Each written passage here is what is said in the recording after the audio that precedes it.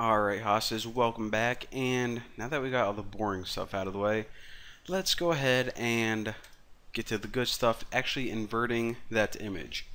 So the first thing I want to do is just add a comment, and I will say, like, invert a bitmap image. Alright, so we named it invert image, and it's going to be public static,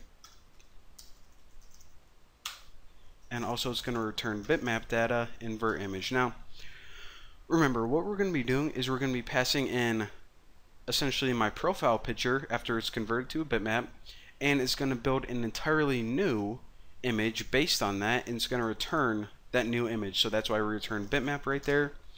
And also for the parameter that it accepts is going to be a bitmap image, and I'll just name the original image original. Why not?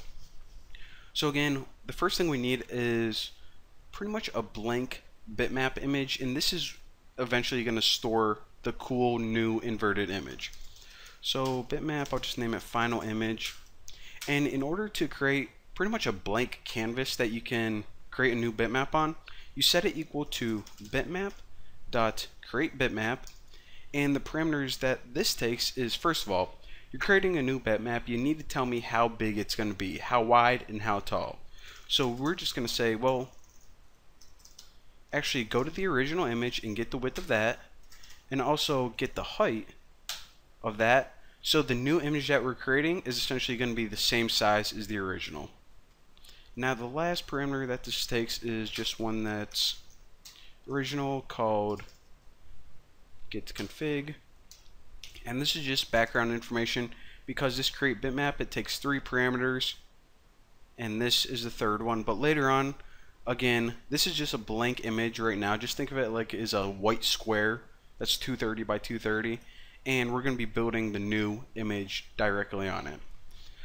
So how this program is going to work is this: we essentially have that blank white square that we just created in memory, and we have this original image. So what we want to do is we want to loop through every single row and every single column and look at the pixels one by one. Now every single pixel we look at, we're just going to be inverting, in other words, tweaking the value a little bit and sticking it on this new image. So we're going to be building this new bitmap piece by piece, pixel by pixel. So the first thing that I always say the first thing. It's like, this is the second tutorial and I've done like 70 different things, but it's always the first thing. It's kind of weird, but you know, hey, life is funny sometimes. Alright, so we need variables to store that information. So every pixel, as you know, it's made up of RGB, a red, a green, and a blue value, but we also need the alpha value, in other words, the transparency. So we're just going to be storing them in variables A, RGB, alpha, red, green, and blue, and also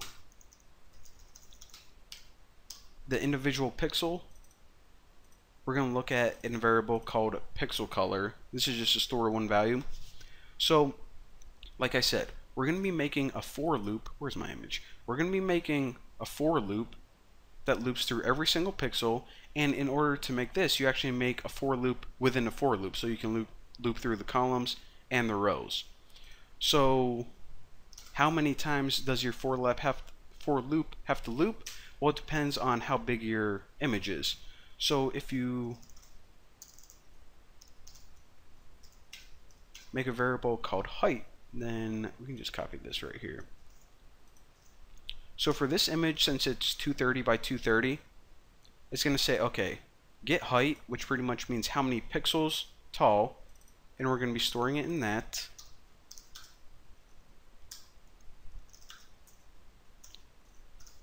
And for this, of course, we already know that the width is right there. And this is just so we don't have to hard code the values 230 by 230, because if we ever throw an image in here that is a different size, then I want this program to be compatible with that as well. So now to loop through every pixel,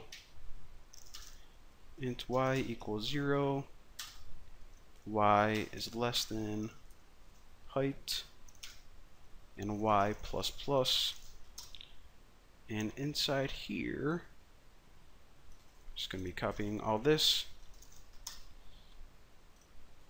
And my counter variable is x. And of course, instead of height, we want width. So again, a loop within a loop.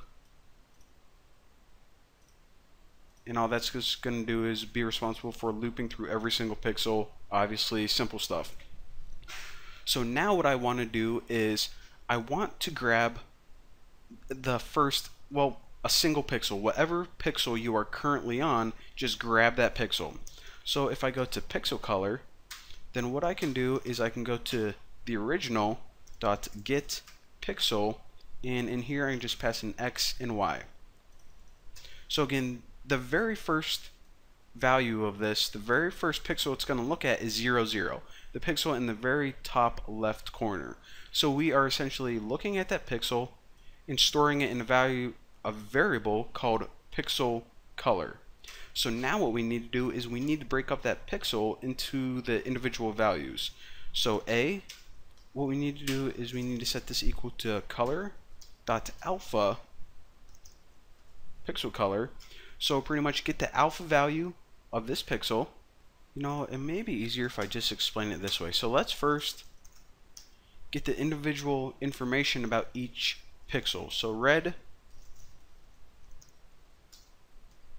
and do this for each one. So this is just going to return how much red is in that individual pixel and store it in the variable red. And now I'm going to do this with all my other colors. Oh, no, no, no. And B. Alright, so this gets the green value of that pixel, and this gets the blue value of that pixel. Now, what we can do is, right now, all of these values are just the same as the original. However, we want to tweak them. We want to invert them. Now, for the alpha, that can stay the same because we aren't really worried about it from this tutorial. However, to get the inverse of it, the RGB, what we can do is take 255 and subtract the red value of the original photo. And we can actually do this for everyone. So paste it in here, paste it in here. So now I have new values for A, R, G, and B. The alpha is actually the same, but the R, G, and B is 255 minus the red value of the original, minus the green value, and the blue. So now what we can do is take these new values for every single channel and build that final image, that image that we were hoping to return. So for the final image, what we can do is actually we can call something called set pixels, and if we type X, I'll explain what this does in just a second. Color alpha, red, green, and blue, A. Alright, that was a nice burp, by the way. Alright, and why is this giving me an error? It is because I set pixels instead of pixels. Alright, so again, what we're doing is we're looping through pixel by pixel, and then we're taking all the pixel information about that pixel, all of the values, and we are inverting them. And then we're saying, okay, for the final image, for that new image that you're building, take whatever pixel at this appropriate coordinate and set it equal to the new values. So again, pixel by pixel, row by row, we're going to convert this into a new inverted image. And that's it. The only thing we have to do now is return this. So let me make sure I put it in the right place. So return final image. So when this is done looping, you're going to have a brand new image. So now if I run this, all right, there, wow, this is creepier than I thought it would be. But that is how you invert an image, and in the next tutorial it's not going to be as creepy. You know, I'm just going to get rid of that right now. I don't want to look at that anymore. But in the next tutorial, what I'm going to show you guys how to do is use this filter and overlay on this image, so it'll be a lot less weird and scary. So yeah, I'll see you guys then.